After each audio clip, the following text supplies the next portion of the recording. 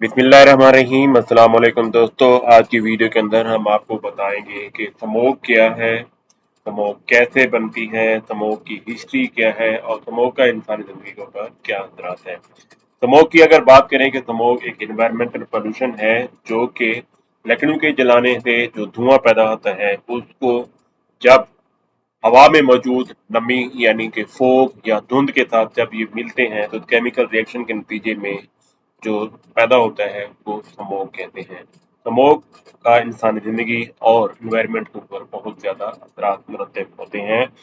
तो अगर हम स्मोक की हिस्ट्री की तरफ नजर दौड़ाएं तो सबसे पहले 1893 के अंदर लॉस एंजलिस टाइम में एक खबर शाये हुई जिसमें पहली मर्तबा स्मोक यानी धुएं का जिक्र कर दिया गया। यानी लोगों को सबसे पहले धुएं के बारे में पता चला कि धुआं क्या होता है। 19वीं सदी के आखिर में और 20वीं सदी की शुरुआत में साइंस और टेक्नोलॉजी में बहुत ज्यादा तरक्की हुई। उस दौर में नई नई चीजें बनना शुरू हुई और दुनिया तरक्की की तरफ गामजन हुई। फैक्ट्रियां लगाई गईं और जिस मुल्क में ज्यादा फैक्ट्रियां या धुआं होता था वो उस मुल्क की तरक्की की अलामत या पैसे की अलामत समझा जाता था। यानी जिस मुल्क में ज्यादा धुआं और वो मुल्क इतना ही अमीर समझा जाता था। लेकिन जाने अनजाने में एक इन्वायरमेंटल पोल्यूशन वजूद में आई जिसको स्मोक कहते हैं।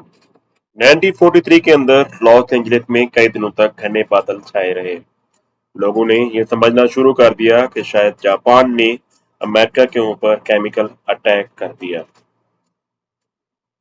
उस दौर में तरक्की हुई, नए नए घर बने और लोगों ने शहरों का रुख करना शुरू कर दिया। और सर्दियों से बचने के लिए लोगों ने घरों के अंदर लकड़ियों को जलाना शुरू कर दिया जिसके नतीजे में हवा के अंदर धुएं और गंध की मिकदार बढ़ने लगी।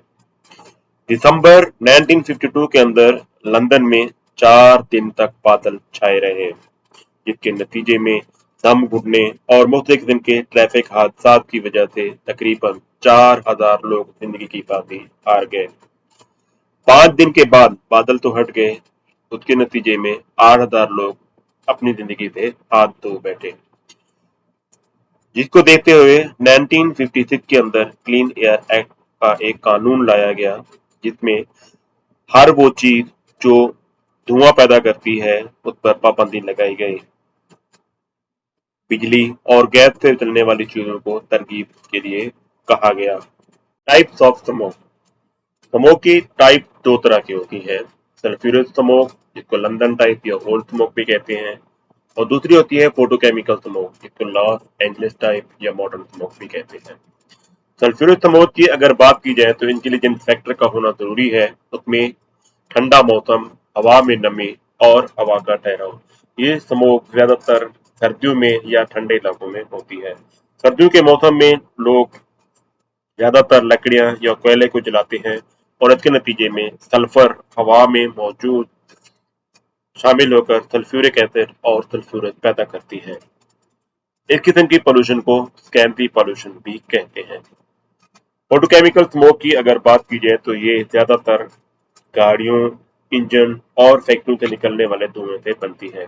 इन इनसे निकलने वाली जो जहरीली गैसें होती हैं जैसे हाइड्रोकार्बन, नाइट्रोजन और कार्बन डाइऑक्साइड जब सूरज से निकलने वाली अल्ट्रावायलेट रेडिएशन से मिलती हैं तो जहरीली गैसें वजूद में आती हैं जिनमें ammonia, nitric acid, nitrous oxide और ओजोन। इस किस्म की पॉल्यूशन को प्राइमरी पॉल्यूशन भी कहते हैं। फोटोकेमिकल स्मोक के फैक्टर की तरफ देखा जाए तो इसके लिए रोशनी यानी सनी एरिया, ड्राई खुश्क मौसम और हॉट मौसम का होना जरूरी है। फोटोकेमिकल वो ज्यादातर समर या गर्मियों के मौसम में होता है। इंसानी जिस्म के ऊपर स्मोक के अगर असरात को देखा जाए तो इसका ज्यादातर असर आंखों में सूजन, सांस लेने में तकलीफ और गले की खराबियां इस स्मोक के नतीजे में होती है। स्मोक ज्यादातर जिन उम्र के लोगों को इफेक्ट करती है उसमें छोटे बच्चे, बूढ़े, बुजुर्ग और अस्थमा के मरीज शामिल हैं। इसके अलावा स्मोक की वजह से विटामिन डी की कमी हो जाती है जिसकी वजह से जोड़ों का दर्द या हड्डियों की कमजोरी, रिकेट्स जिसको कहते हैं, ये बीमारी भी होती है। स्मोक प्रेग्नेंट औरत को भी इफेक्ट करती है, जिसमें इमेच्योर बर्थ, प्रेमेच्योर बर्थ या बच्चे का ज़ाय होना भी इसमें शामिल है। इसके अलावा अगर उसके देखा जाए तो इसके नतीजे में एक ओजोन की लेयर, जिसको बैड ओजोन कहते हैं, वो भी पैदा होती है, जो कि लिविंग ऑर्गेनिज्म के टिश्यूज और प्लांट को इफेक्ट करती है, और खास तौर पर इसका असर इंसान के रिस्पायरेटरी सिस्टम को इफेक्ट करता है, जिसके नतीजे में नमोनिया जैसी बीमारी पैदा हो जाती है। गुड ओजोन वो ओजोन होती है जो कि हमें सूरज से आने वाली अल्ट्रावायलेट रेडिएशन या हार्मफुल रेडिएशन से बचाती है। पाकिस्तान के अंदर अगर बात की जाए तो पाकिस्तान में किस किस्म की स्मोक होती है। पाकिस्तान में सर्दियों के अंदर धान की फसल यानी चावल की फसल होती है, और किसान उनको जलाते हैं तो उससे निकलने वाला धुआं और फैक्ट्रियों से निकलने वाला धुआं जो स्मोक को जन्म देता है, उसको सल्फ्यूरिक स्मोक या विंटर स्मोक भी कहते हैं। स्मोक से बचने के लिए जिन चीजों पे हम अमल कर सकते हैं या जिन चीजों को कंट्रोल करना चाहिए, उसमें सबसे पहले इन्वायरमेंटल प्रोटेक्शन एक्ट, इस कानून को इम्प्लीमेंट करना चाहिए, इसको फॉलो करना चाहिए। फैक्ट्रियां जो शहरों के करीब है या शहरों के अंदर है, उसको शहरों से दूर किसी सेफ जगहों पर लगाना चाहिए। हर वो चीज जो कि धुआं पैदा करती है उस पर पाबंदी लगानी चाहिए। गैस और बिजली से चलने वाली एप्लियंस, इलेक्ट्रिकल एप्लीकेंस को इस्तेमाल करना चाहिए। माहौल दो चीजों को इस्तेमाल करना चाहिए।